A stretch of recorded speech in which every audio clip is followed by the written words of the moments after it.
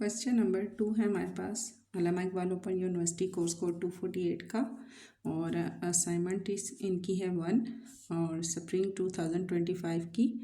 Question number 2 का A part है if p x is equal to 3x का cube plus k x minus 26 is divided by x minus 2। अगर हम इसको divided by करते हैं x minus 2, find k if the remainder is zero. वो कहते हैं कि इसका k जो है, ये k जो इसमें इक्वेशन में दिया गया है, अगर हम इसको इससे डिवाइड करते हैं तो इसका k फाइंड करें और उसका रिमाइंडर जो हमारे पास आए वो हमारे पास आए ज़ीरो। सोल्यूशन जब हम इसका लेंगे तो हम इसी इक्वेशन को दोबारा लिखेंगे p x is equal to 3x का cube plus k x minus 26। अब हमने रखना क्या है, उन्होंने क्या हमें दिया है x माइनस 2। अब हमने टेकिंग इसमें क्या करना है, टेकिंग हमने रखनी है x माइनस 2। इट मीन कि जहाँ भी हम x इज़ इक्वल टू, आप इसको इस तरह भी कह सकते हैं कि जहाँ भी हमारे पास x आएगा वहाँ हमने 2 को रखना है। यहाँ पर हमारे पास इक्वेशन जो है, अब यहाँ हम लिखेंगे, हमने फाइंड करनी है इसकी पावर हमने फाइंड करनी है, तो हम लिखेंगे p और यहाँ पर हम लिखेंगे पावर हम रख रहे हैं 2 इज़ इक्वल टू 3। अब यहाँ पर 3 के साथ हमारे पास यहाँ पर x था, x की जगह पे हम लिखेंगे 2, इसकी पावर 3 थी तो हम 3 लिखेंगे, प्लस k है तो k लिखेंगे, यहाँ पर x है, x की जगह पे 2 आएगा, माइनस 26 ये हमारे पास आ जाएगा। यहाँ मज़ीद आगे हम लिखे जाते हैं तो 3 का 3 आ जाएगा, 2 2 ज़ा 4, 4 2 ज़ा 8। 2 को अगर हम 3 टाइम मल्टीप्लाई करते हैं, 2 मल्टीप्लाई 2 मल्टीप्लाई 2, 3 टाइम हमने इसको लिखा, 2 2 ज़ा 4, 4 2 ज़ा हमारे पास हो गया ब्रैकेट के अंदर 8, प्लस k को हमने 2 से मल्टीप्लाई किया तो हमारे पास आ जाएगा 2k। अब k 2 तो हम नहीं लिखेंगे ना, ठीक है, जो हमारे पास पावर है वो हमारे पास पहले आएगी, हम लिखेंगे 2k माइनस 26। अब 8 को हम 3 से मल्टीप्लाई करें तो हमारे पास आता है 24 प्लस 2k माइनस 26। अब 2k, अब यहाँ पर ये 24 है, ये 26 है, जबकि इसके साथ हमारे पास क्या है, k है, तो इट मीन कि ये हमारे पास एक डिफरेंट हमारे पास पावर आ जाती है, ये दोनों हमारे पास सेम है। 2k को हम पहले लिखेंगे, प्लस हम लिखेंगे 26। अब यहाँ पे माइनस था, ये हमारे पास चूँकि अपनी जगह से हट के यहाँ आ गया है तो हम लिखेंगे प्लस 26। अब ये यहाँ पर प्लस है, ठीक है, यहाँ पे जब कुछ नहीं होता तो प्लस होता है, तो यहाँ पर ये प्लस में था तो माइनस 24 हमारे पास आ गया। 26 में से 24 माइनस करें तो रिमाइंडर हमारे पास इसका आ जाएगा 2 और यहाँ पर माइनस 2k। अब हमारे पास 2k ये हो गया माइनस 2। अब 2 में से अगर हम इसको इस तरीके से लिखते हैं k इज़ इक्वल टू 2 और दूसरा 2 भी इधर ले आते हैं माइनस 2। अब 2 में से अगर हम 2 निकालते हैं माइनस करते हैं तो k इज़ इक्वल टू हमारे पास आ जाता है 0, जबकि यहाँ हमें क्या कहा गया था कि अगर इनका जो रिमाइंडर है वो हमारे पास आए 0, तो जब 2 में से 2 माइनस किया तो इसकी जो पावर हमारे पास आ गई, जो हमारे पास सॉल्व होने के बाद इक्वेशन आई वो आई k is equal to 0। Setting the remainder to 0 हमारे पास सेट हो गया। बी पार्ट है इसका, सॉल्व द ग्राफ। अब ये एक ग्राफ है, उसको हमने सॉल्व करना है। 4x माइनस 3 ओवर हमारे पास 3 प्लस 8 और बिगर का साइन हमारे पास इस इक्वेशन की तरफ है। 6 प्लस 3x ओवर हमारे पास आ जाएगा 2।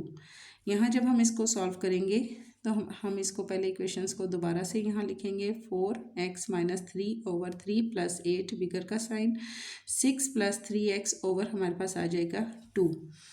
इसी इक्वेशंस को यहाँ हम लिखते हैं 4x माइनस 3 ओवर 3 हमारे पास आ गया। अब ये हमारे पास इक्वेशंस दोनों क्या हैं, 6 और 8 है, ठीक है। बिगर का साइन हमारे पास तब भी इसी साइड पे आ जाएगा। अगर हम लेते हैं 8 में से 6 को माइनस करते हैं तो प्लस हमारे पास यहाँ इसके साथ प्लस का साइन है, बड़ी इक्वेशन के साथ अगर प्लस हो तो प्लस ही लगेगा। दोनों 8 में से 6 को माइनस किया तो आ गया हमारे पास 2, बिगर का साइन 3x ओवर हमारे पास आ जाएगा 2।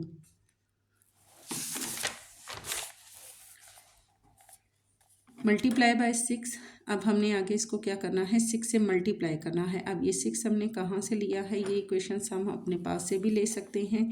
यहाँ पर हम इसको 6 के साथ मल्टीप्लाई कर रहे हैं, हम लिखेंगे हमारे पास इक्वेशन थी 2 4x माइनस 3 प्लस 12 और 3 और 3x। अब यहाँ पर हमने क्या किया है, तो यहाँ आके आपको थोड़ी सी समझ नहीं आएगी, मैं पीछे से आपको रिमाइंडर करवा देती हूँ।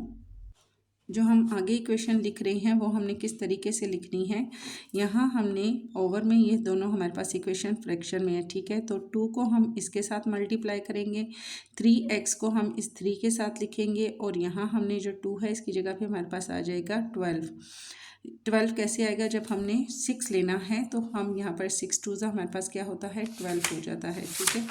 तो इसी तरीके से मैंने यहाँ पर ये इक्वेशन लिखी है 2 4x माइनस 3, 2 को हमने 4x माइनस 3 के साथ रखा, 6 2 हमारे पास हो गया 12 और 3 को हमने 3x के साथ, फ्रैक्शन को हमने जब इस तरह हम नंबर्स में लेके आएंगे तो इस तरह हम इनको मल्टीप्लाई करेंगे।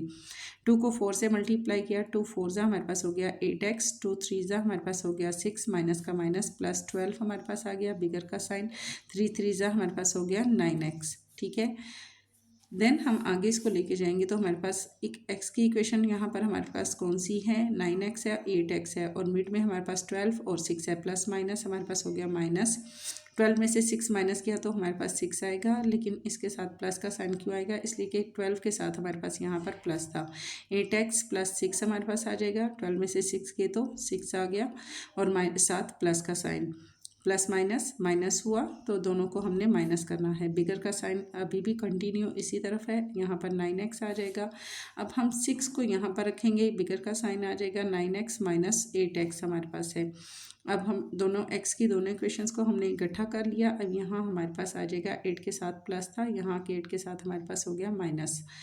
तो जब हम इनमें से माइनस करेंगे तो हमारे पास 6 का 6 आएगा, बिगर का साइन 8 में से 9 में से 8 माइनस किए तो हमारे पास 1 आता है, तो 1 A to Z जितने भी वर्ड हमारे पास होते हैं उनकी पावर हमारे पास 1 होती है, तो उसकी जगह पे हम लिखेंगे x और x और बिगर का साइन हमारे पास आ जाएगा 6 की तरफ। जब हम x को इधर लेके आएंगे, इक्वेशन को तरतीब देंगे तो देन 6 हम इधर लिखेंगे।